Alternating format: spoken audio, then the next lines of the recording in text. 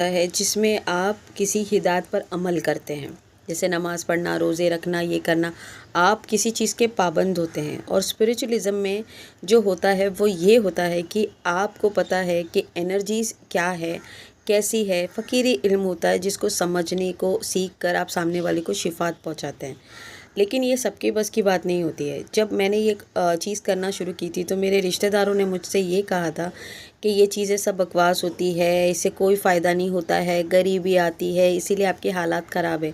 करना कराना चाराने का भी नहीं, कोई मदद चाराने की भी नहीं। लेकिन वो चीज़ों के बारे में सामने वाले को लेट डाउन करना, उसको बुरा भला बोलना या उसको उसकी स्पिरिचुअलिज़्म का ये एहसास दिलाना कि आप स्पिरिचुअलिज़्म में हो, इसीलिए आपके साथ में ये चीज़ें हो रहा है। शायद आप गलत कर रहे हो, शायद आपको ये नहीं करना चाहिए। लेकिन ऐसा नहीं होता। स्पिरिचुअलिज़्म में आने के बाद है ना, पहले खुद को लुटा देना पड़ता है। वो एग्ज़ाम्स देने पड़ते हैं। जब खुद को पर कुछ चीज़ बीतती है ना, इसीलिए दूसरों का बीता हुआ का दर्द जो है वो आप महसूस करेंगे और उसके बाद आप वो काम करेंगे। तो मेरी लाइफ में स्टार्ट में वही हुआ। हाथों में शिफा आने से पहले मेरी बहुत सारी ठुकाई हुई है, बहुत सारी आजमाइशें हुई है।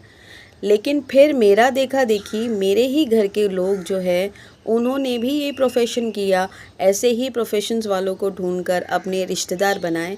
क्यों? क्योंकि मुझसे कंपटीशन करना है। मैं तो उनके कंपटीशन में हुई नहीं, और ना ही कोई इंसान जो मेरे कंपटीशन में आया है उसको मैं अपना कंपटीशन समझ।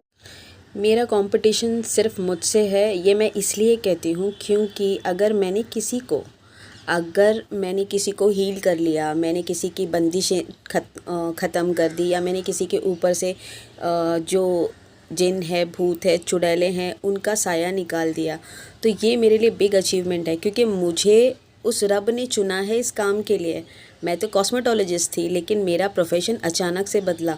तो ये चीज़ें जो है वो अल्लाह ताला करता है। लेकिन आप जानबूझकर आप कंपटीशन बनते हो सामने वाले का और फिर उसे लेट डाउन करने की कोशिश करते हो। तो आप सोचो, जब अल्लाह ने आपको चुना है और कोई और आपको उस पदवी से हटा सकता है क्या? आप को बुरा भला बोल ले, आपकी बदनामी कर ले, आपके लिए कीचड़ उछाल ले, आपको उस जगह से निकालने के लिए एड़ी चोटी का ज़ोर लगा ले, मगर कोई फ़ायदा नहीं होगा। क्योंकि आप डायरेक्टली अल्लाह से पंगा ले रहे हो, और अल्लाह अपने चूज़न वन को तकलीफ़ देने वालों को बख्शता नहीं है।